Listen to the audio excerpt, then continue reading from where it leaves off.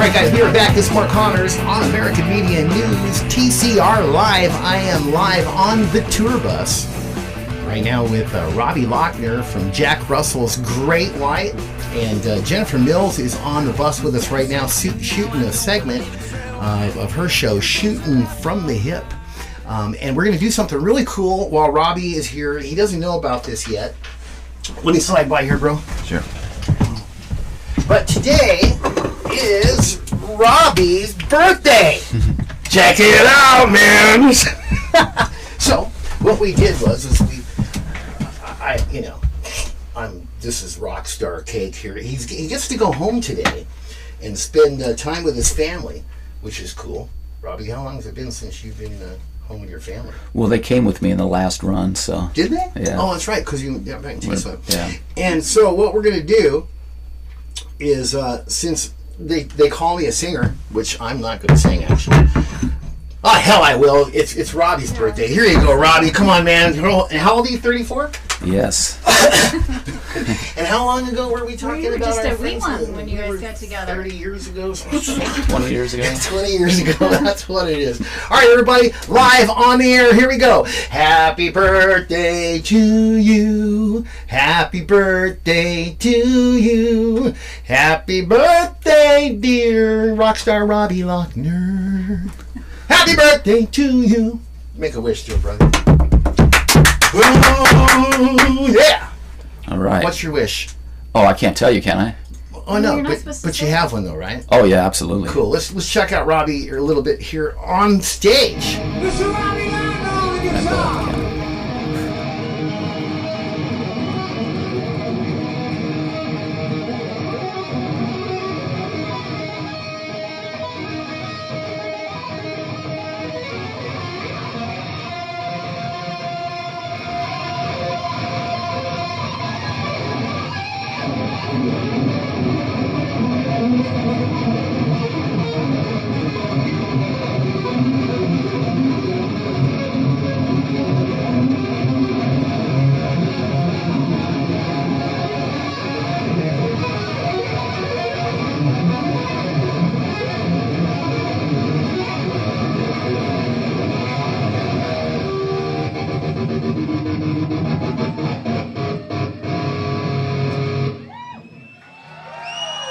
Lochner.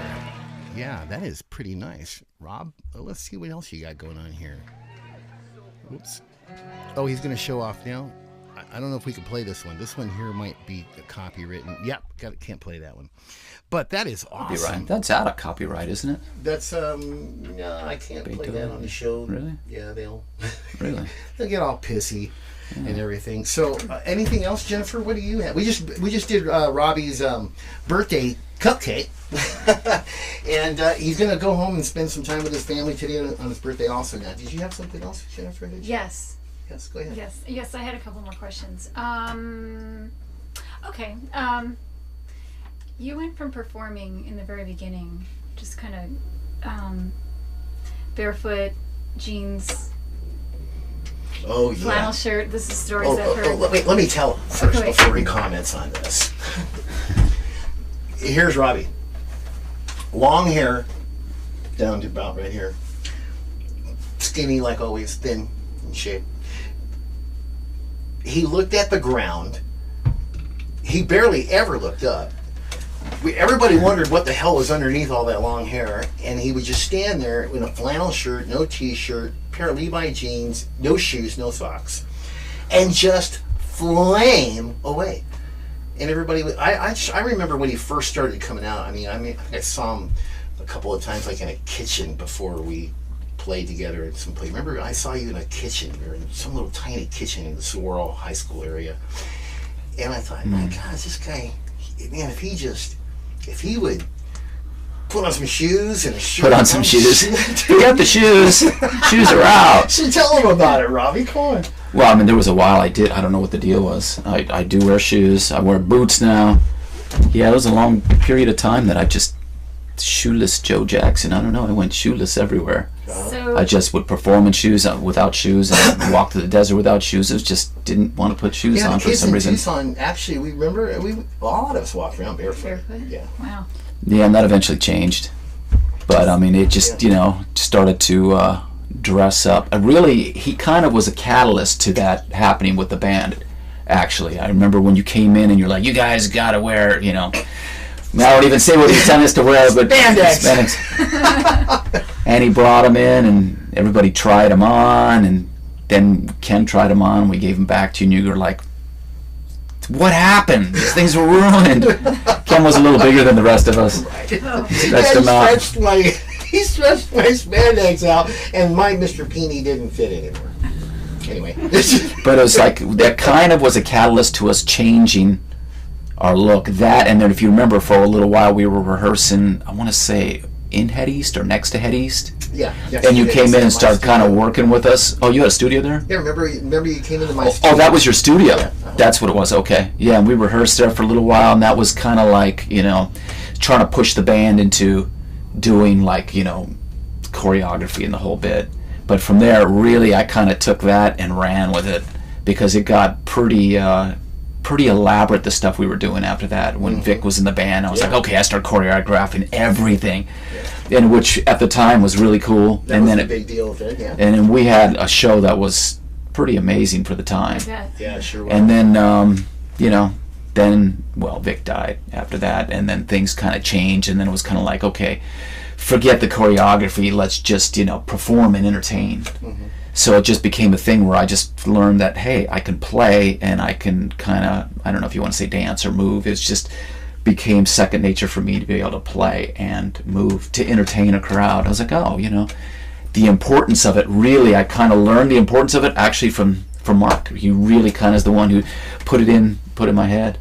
Well, it engages the audience more, for sure. It gives them more of an instant connection, and just wow. Yeah. Yeah, there's no question that it makes, it's a big difference when you can actually entertain a crowd versus if you just stand there and play. Why not just sit at home and listen to the record, Right. He's a totally polished stage performer, though, now. I mean, at that time, he was, like I said, he just stood there. And I remember getting him in the studio and saying, Robby, damn, dude, you need to be as good visually as you are mentally and capable on that guitar. You've got to be just as good. Got to be just as good. And we worked on stuff. I remember working on some stuff pretty cool with him. I remember the moves. The eye contact and all that stuff. And now you watch this guy on stage, though. It's hard to believe that this one man once said, "I have no ear." Yeah, he literally said that I don't have no ear, you guys. I can't. I don't get it. That was when I first started playing, I didn't have the ear to learn. I mean, my brother was playing guitar, and he could sit down and learn stuff off of a record. I'm going, how can you do that? I couldn't understand it. He would go, oh, that's a bar chord, or that's this or that or whatever, and he would learn the parts, and I'm like, I couldn't do it. I didn't have the ear.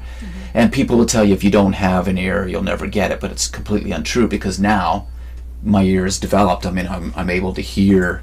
I can listen to something and tell you usually what it is, or I'll sit down and I can learn it. But you develop that over time. And for me, I developed it because I really worked at developing it. What else you got there, Jen? One more question. So I have here an award-winning country music recording artist, and performer, and I have rock star.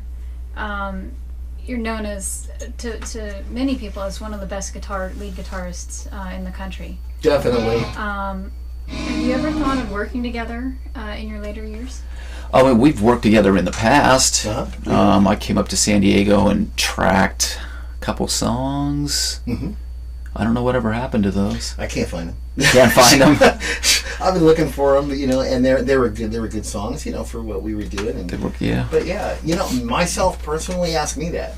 I'll give you the flat out. Would you ever consider working together? Oh, in a heartbeat. Here's what I would love to see Robby Lochner and Mark Connors do. We both started out as kids together.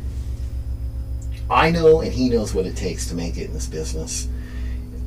Both of us have put our balls on the cement, man, and just basically grinded them to get where we're at. That visual on his face. He's like, I don't need to hear that. And as we get older, both of us have accomplished pretty much, well, maybe not, he's a little bit younger than I, but not too far. Matter of fact, he just had his birthday today, so he's gained a year. And I'm 1 year. Hey, yeah, okay, I like that. Anyway, I would love to. I know that Robby has a little flair for country music.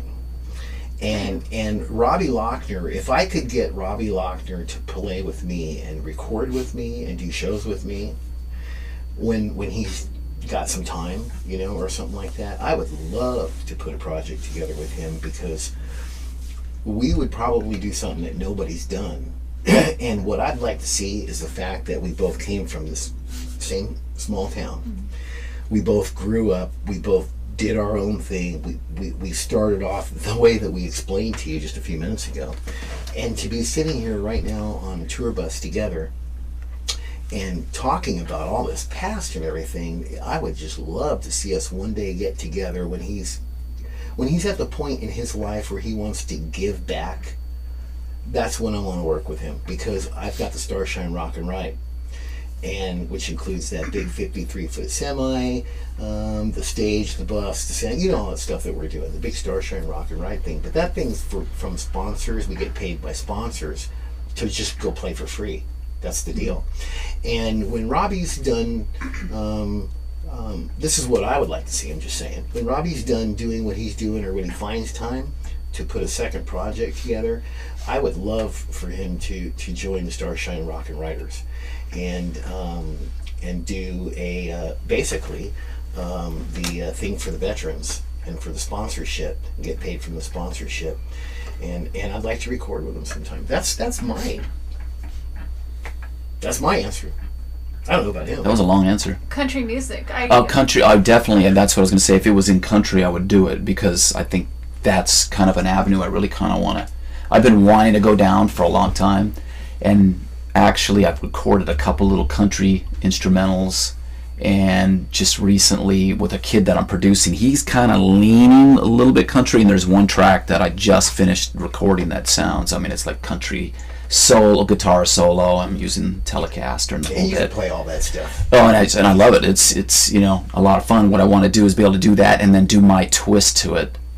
You know, that's kind of the whole thing, is how do I do my twist to, you know, that kind of a sound, you know, a little bit of Jerry Reed, a little bit of Brad Paisley, a little bit of Albert Lee, mixed in with what I would do, and trying to do, you know, my kind of thing to it. Wow. A lot of the guys that I like, because I love the country playing. I mean, I listen to country people like, oh, country. I get a lot of people, oh, country. They don't like it, but it's like it because it's not cool to like or whatever in the rock world, you know. In the rock world, yeah. But for me, I'm like, well, really? I mean, there's a lot of good stuff out there, and it's not like the old school country. It's new country. Is, man, it's like 80s rock. Well, it does, yeah, it does have man. the, It's simply rock and roll. So yeah, doing a country thing, I think would be, you know, for sure where we'd want to do. Because the last thing we did together was more of a pop rock. Mm-hmm.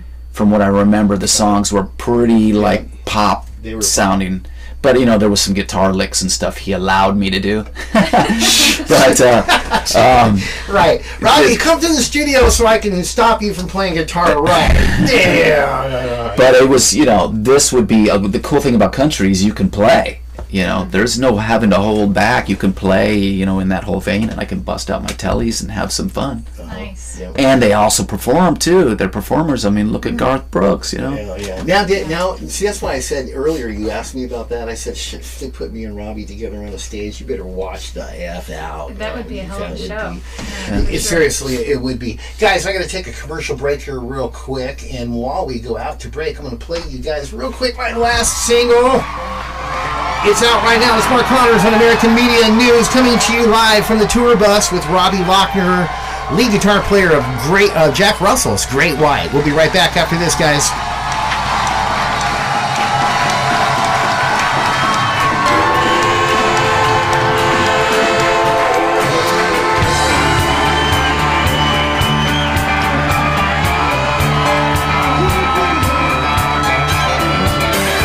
Stop that train. Who said anything about love?